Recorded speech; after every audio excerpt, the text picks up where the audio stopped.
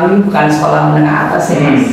Iya, SMA itu adalah sebuah perusahaan dari Jerman, manufaktur inverter. Kita sudah berdiri sejak 40 tahun yang lalu, sekitar 40.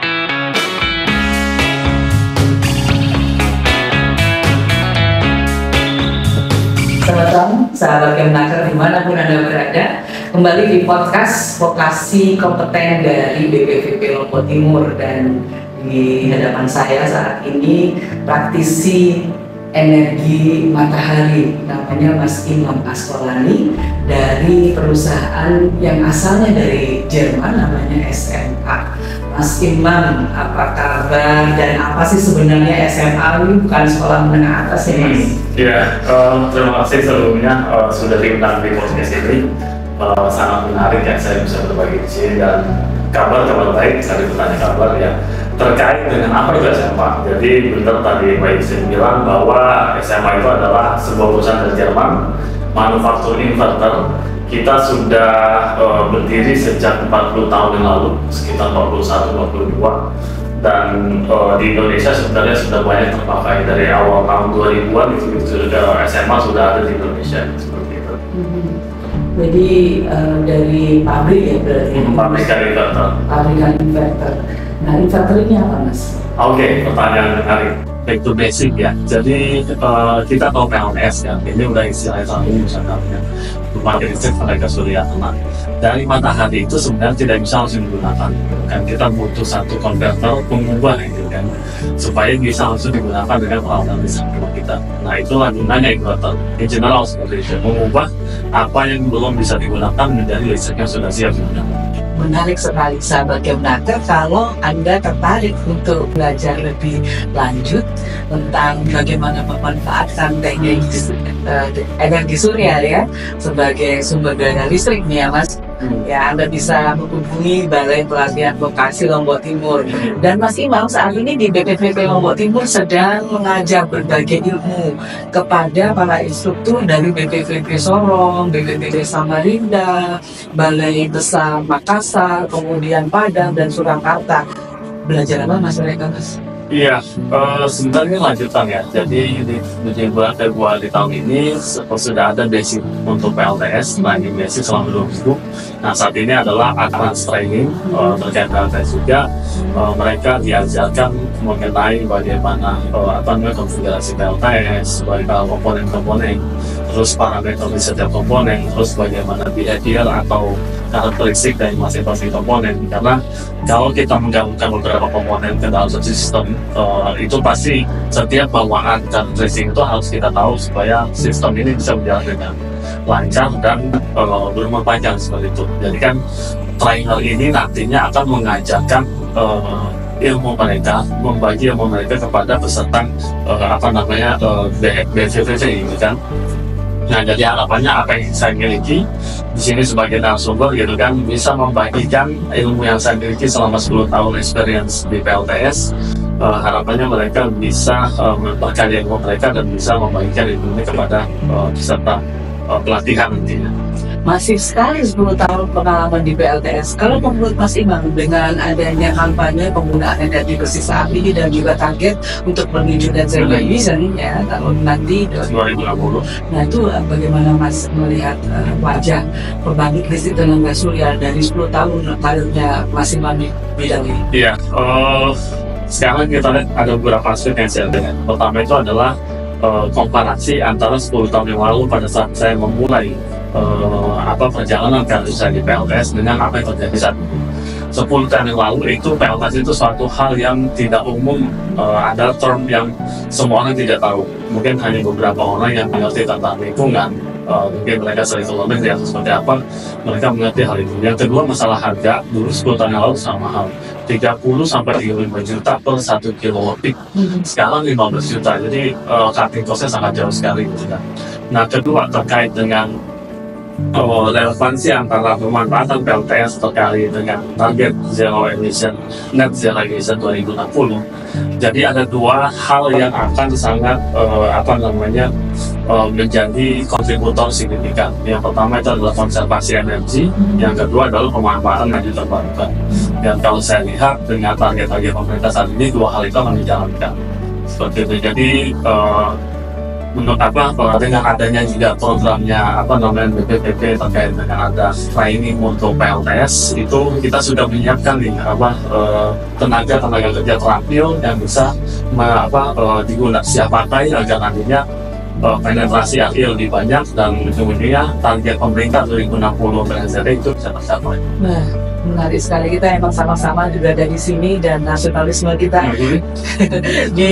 digugah ya, berada di Lombok Timur, bertemu dengan para instruktur dari banyak tempat di Indonesia ini, kita belajar sesuatu yang baru. Tapi saya tertarik tadi untuk bertanya mengenai konservasi energi sebagai bagian dari upaya pemerintah dan kita dukung bersama-sama mencapai net zero emission. Nah, itu kalau kita punya banyak tempat hijau seperti di Lombok Timur ini, kita lihat banyak sekali hijau-hijau. Sebenarnya konservasi energi itu lebih Mas? Lebih achievable atau gimana? Oke, ini pertanyaan yang sedikit melenceng dari profesional saya. Kalau saya kan profesionalnya lebih kan energi terbarukan kan. Nah, tapi setelah dari pengalaman 10 tahun terus banyak melakukan diskusi selama 10 tahun dan durasi cukup panjang ya. Dan hasil juga banyak penelitian bahwa konservasi energi itu lebih effortless. Dalam arti, kalau kita menghemat energi dibanding kita membangun pembangkit yang baru, itu dari sisi cost, jelas cost lah, kita bicara uang pasti, itu pasti lebih ringan gitu kan, karena kita hanya membutuhkan bagaimana behaviornya kita mengkonsumsi energi terkait dengan hijau gitu kan.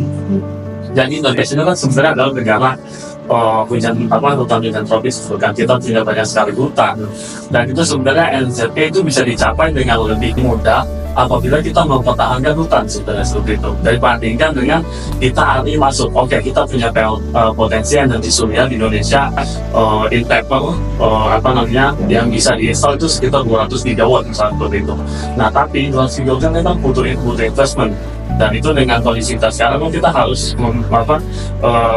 memilih prioritas mana yang harus kita jalankan. Jadi menurut saya di Indonesia yang paling signifikan dan akan bisa membantu mempercepat NZT dengan effortless itu konservasi energi. Yang kedua pasti RI ya jelas. Jadi dua-duanya harus jalan. Tapi prioritasnya konservasi menurut saya.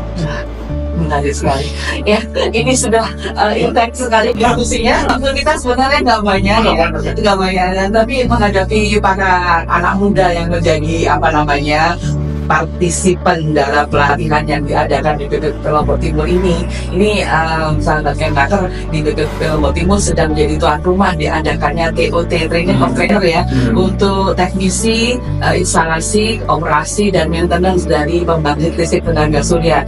Mungkin bagi anak muda di sana yang dengerin tontonin podcast ini, Mas Imam ada pesan khusus tentang energi terbarukan? Ini menarik ya. Jadi energi yang paling masuk akal, yang paling bisa dipasang di mana saja, pembangkit listrik di mana saja, itu adalah surya di Indonesia. Kita punya potensi lebih besar dibandingkan dengan negara tempat saya kerja gitu di Jerman. Di Jerman orang sudah masang 70 giga satu negara. Kita 1 giga pun belum. Mungkin tercatat mungkin tahun ini atau tahun depan. Tapi maksudnya dengan potensi mereka keminaran hanya sekitar 3 jam, sementara kita 4 jam lebih, itu jadi kayak, dan luasan juga kita 5 kali lipat dibandingkan Jerman. Itu yang saya komparasi dengan Jerman dari aku.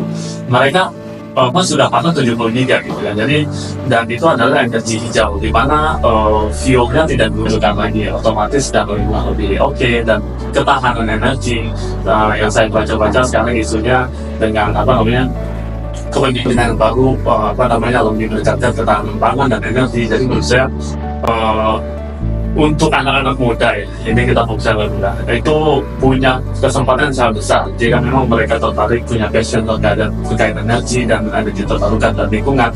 Jika mereka bisa menggeluti keahlian ini, itu bukan hal yang merugikan ya, bukan waste ya, dan itu suatu investment yang sangat penting.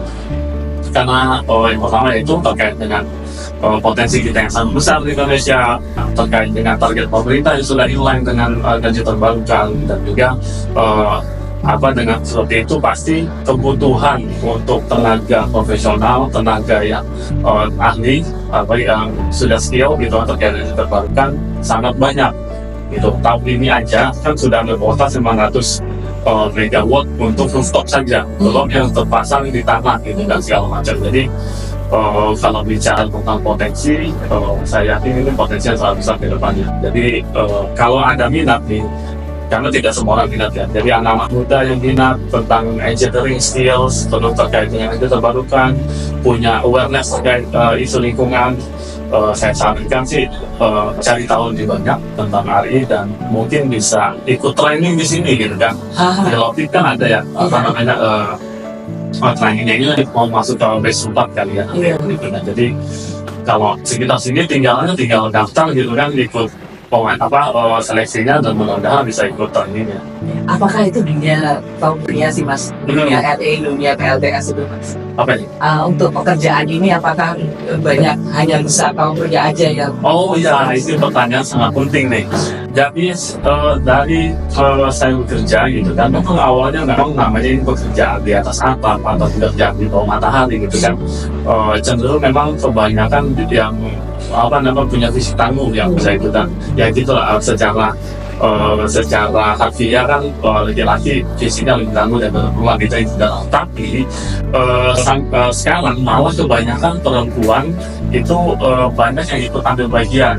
Jadi banyak prosesnya, tidak hanya di proses di lapangan, tapi di lapangan mereka juga bisa leading project, bisa terus, tapi di luar itu bisa di kantor terkait dengan desain, maka bahkan mereka bisa jadi andalan dengan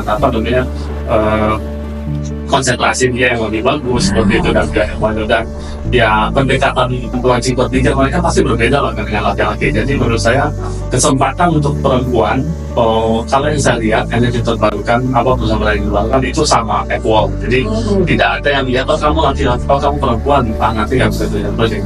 Sekarang saya lihat dari di lingkungan kami gitu kan, malah perempuan mungkin rasionya bisa dibilang di atas 30% dalam satu kantor. Jadi ya berarti potensinya besar untuk perempuan. Jadi jangan ragu ya, jangan ragu ke join siapapun Anda yang sedang tertarik atau sedang cari ilmu apa yang saya mau pelajari. Nah itu pertimbangan energi terbarukan karena kayaknya dari penjelasan Mas Imam ini peluangnya besar. Peluangnya besar dan semua mempunyai peluang yang sama. Jadi kan. Oke, thank you Mas. Makasih waktunya dan untuk sesi podcast ini kita ketemu lagi di lain kesempatan. Salam makasih, salam kompeten. Salam kompeten.